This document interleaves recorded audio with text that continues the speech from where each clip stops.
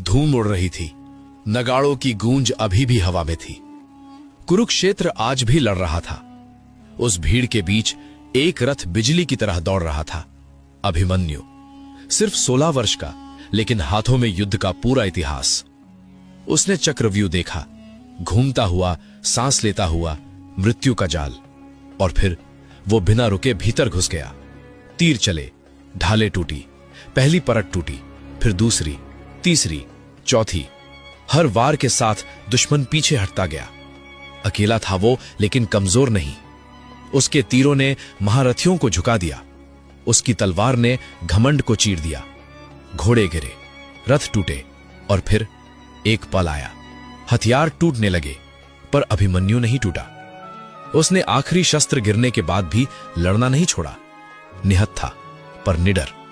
मुट्ठियां चली, पैर उठे, और हर प्रहार के साथ दुश्मन कांप उठा, क्योंकि वो समझ चुका था ये युद्ध जीतने का नहीं, धर्म निभाने का है।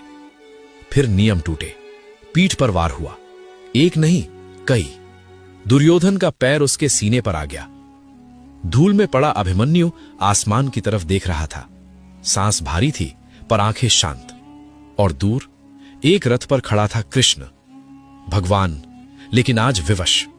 आंखों में आंसू थे, हाथ आगे बढ़ा था, पर लीला ने उसे रोक रखा था। क्योंकि अगर आज ये बालक बचेगा तो कल अधर्म बचेगा। अभिमन्यु की सांस धीरे धीरे थम रही थी, लेकिन उसी क्षण इतिहास लिख रहा था।